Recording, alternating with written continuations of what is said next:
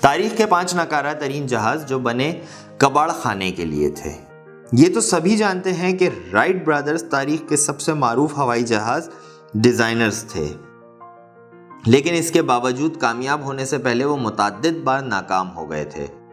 تاہم right brothers 1950 اور 60 کی دہائی کے دوران متعدد لوگوں نے ہوائی جہاز کو دوبارہ سے کئی منفرد انداز میں تیار کرنے کے لیے بار بار کوشش کی، لیکن زیادہ تر ناکام رہے۔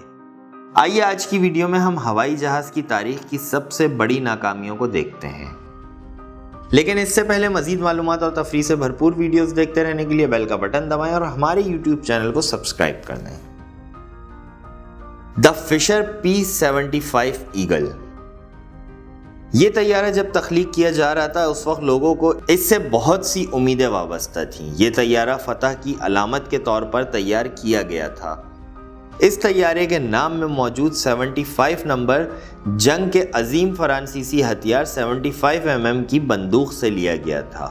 اس طیارے کو مختلف جہازوں کے حصوں کو ملا کر تیار کیا گیا، لیکن بدقسمتی سے اس کی کارکردگی کا مظاہرہ نہ کر سکا جس کی لوگوں کو امید تھی، اس لیے اسے فوراً ہی ناقابل استعمال قرار دے دیا گیا۔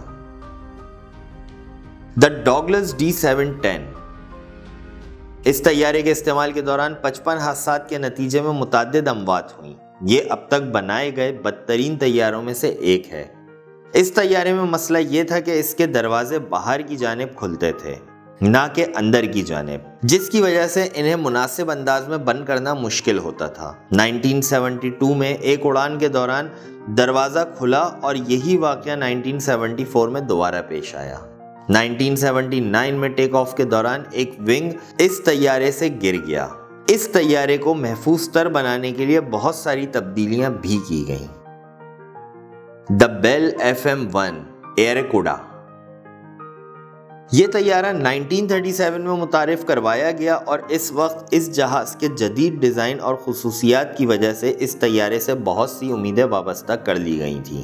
اس کا ایک مثبت پہلو یہ تھا کہ اس میں انجن اور بندوقیں رکھی جاتی تھیں، کیونکہ اس کو لڑاکا طیارے کے طور پر استعمال کرنا بہت آسان تھا۔ تاہم بدقسمتی سے یہ طیارہ تیزی سے گرم ہو گیا، جس کی وجہ سے اس کا خراب ڈیزائن قرار پایا۔ اس کے علاوہ اندر بندوق نے فائرنگ بھی شروع کر دی، جس سے جہاز کے اندر بھی دھواں بھر گیا۔ The what F-7U کٹلس۔ یہ جہاز اپنے منفرد ڈیزائن کی بدولت مشہور ہوا کیونکہ یہ باقاعدہ دم سے نہیں بنایا گیا تھا، بلکہ اس کے پروں کو غیر روایتی انداز میں ڈیزائن کیا گیا تھا۔ اس کے عمدہ ڈیزائن کے باوجود طیارہ کثرت کے ساتھ مسائل بھی رکھتا تھا۔ اگرچہ اس جہاز کی رفتار تیز تھی، لیکن یہ اونچائی تک نہیں جا سکتا تھا اور نہ ہی لمبے وقت تک ہوا میں پرواز کر سکتا تھا۔ یہی نہیں بلکہ یہ طیارہ بمشکل ہی کامیابی کے ساتھ ٹیک آف کر پایا، تقریباً 25% مرتبہ اپنی پروازوں کے دوران گر کر تباہ ہوا۔ دا PZ M-15 بیلفگر۔ یہ جہاز پولینڈ میں تخلیق کیا گیا۔